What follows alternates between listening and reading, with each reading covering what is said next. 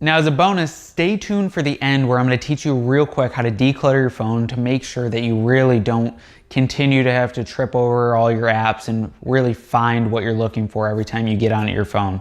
Otherwise, if you haven't already, make sure to press the subscribe button for more content like this and to stay up to date with everything that I release.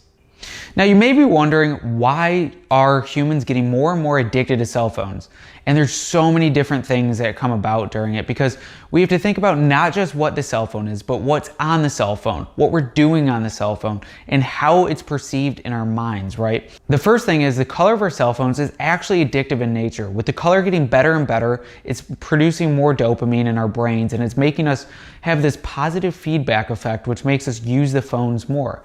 The same thing is happening, and this is number two, with the fact that our phones are for social uses. So when we get a text message, we get a dopamine surge. When we get a like on Facebook, we get a dopamine surge. And this continues to happen over and over again, which refines this addiction to our phones. And now the third thing, something that most people don't often think about, is that the algorithms for these different medias that we use, Facebook, Twitter, Pinterest, Google, Instagram, these algorithms that their computer systems are using make it so user interactivity goes up. So you do get more addicted and you want to be on it more because their algorithms are making it so it's more personalized for you and it feels better and it makes you feel better.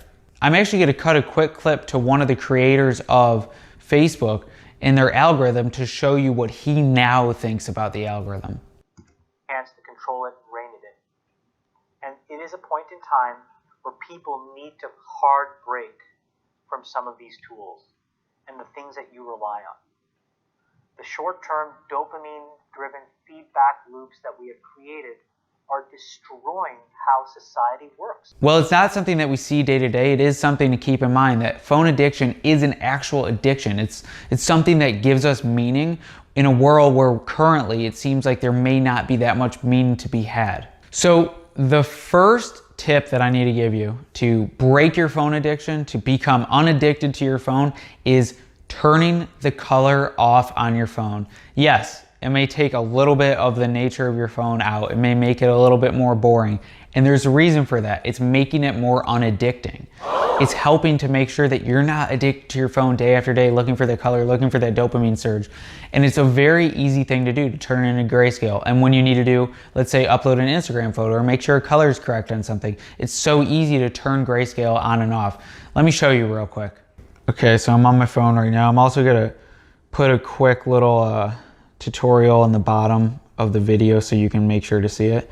In Android, you're gonna go up to the top right and you're gonna press settings. And once you press settings, you're gonna go to display. Once you're in display, you gotta scroll down to the bottom. You gotta click vision. At vision, it's gotta kind of like look real weird. You gotta go to color adjustment. Once you click color adjustment, you're gonna press on grayscale. As soon as you do this, your phone will be in grayscale and you won't be as addicted to it. Almost immediately, it's gonna feel a bit boring, but it's something that is so important. Now, tip number two is jumble up your apps every so often, or like move around your apps and make sure that the display and the screens are different often. So why does this work? Well, when we think about the brain and how doing a repetitive task over and over again creates a neural connection, which actually gets strengthened, we need to think about that with our phones. Most people have this weird twitch or this weird thing that happens. I actually got that from Break the Twitch. I'm gonna link this channel as well, where you end up just going to your phone and looking through it real quick and clicking exactly what you've done over and over again. And some people will check Instagram, Twitter, Facebook 10 times in a row, even though they didn't realize it, looking for something, and it's the same exact feed over and over again because they didn't even give it time to update. Now, this is the fact that we're building these neural pathways that are so easy to just default on over and over again. We can default on, oh, thumb there, okay, cool, we get the gratification.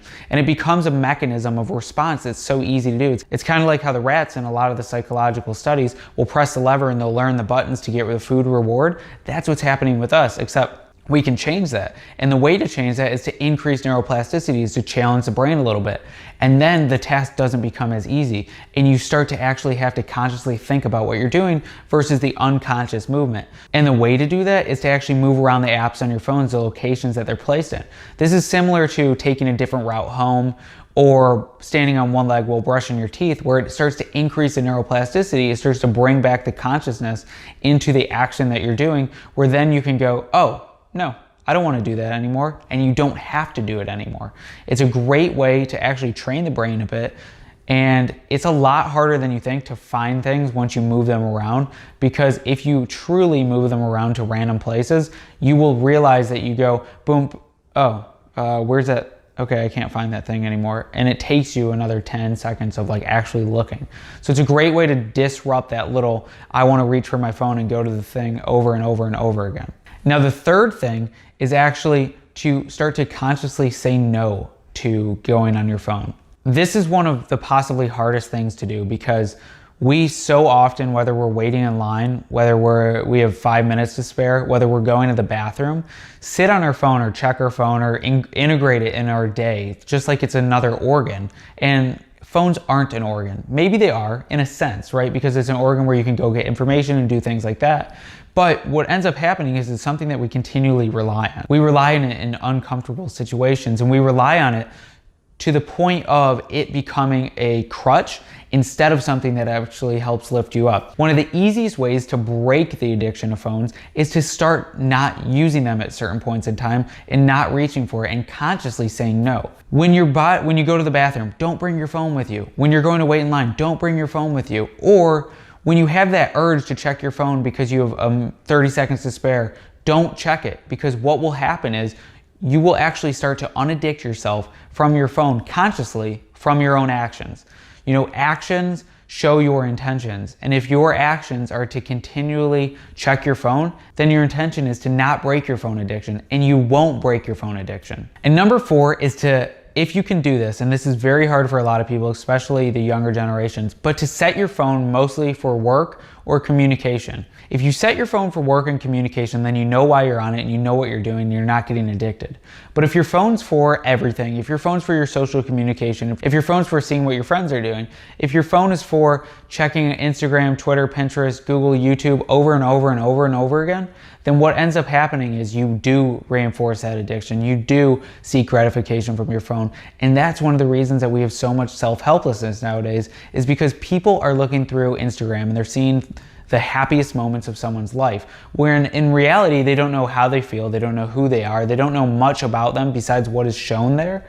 And it ends up creating this idealized image of a person in their mind, which then they seek gratification from, and they try to only go towards. And if they can't get there, they feel bad about themselves. This is another way to make sure that, 1, that doesn't happen, but 2, you're not addicted to your phone. Hey, it's Austin. It's getting pretty late at night, but I wanted to film a little add-on to the video on unaddicting phones, because I realized I didn't really talk about turning off notifications. Turning off notifications is such a huge deal when it comes to phones, because otherwise that little constant dot flashing in different colors, which makes you go towards it, the flashing of the screen, I know on the Samsung, if you have it turned over, the sides actually light up to make you go and look at it. So doing that is such an important thing. I'm just finishing up editing the video now, so I'm gonna add this in, and see you soon. Now, the last thing, a quick bonus on how to declutter your phone, is to make sure you only have one page where all your apps are stored. You only use a handful of apps. Delete all the ones you don't use, move all the ones that you sparsely use off of your home screen, and then your phone's clear and you're able to use it anytime you want with ease. You know, figuring out the neuroplasticity element of finding the apps that you really want, but they're still on the same page, consciously using it only for work or for school or for whatever you need the phone to be for. And also, it's in grayscale, so it's a lot easier to use. That's a quick video on how to unaddict yourself from your phone. I want to thank you for watching. In the comments below, respond with how you want to unaddict yourself from your phone, or what you're trying to do to make sure that you don't use your phone as much as a crutch, as an addiction mechanism. And give this video a like if it helps you in any way. Subscribe to the channel, really helps me make more videos like this, and it allows me to continue to produce them. I want to thank you again, and I'll see you in a video soon.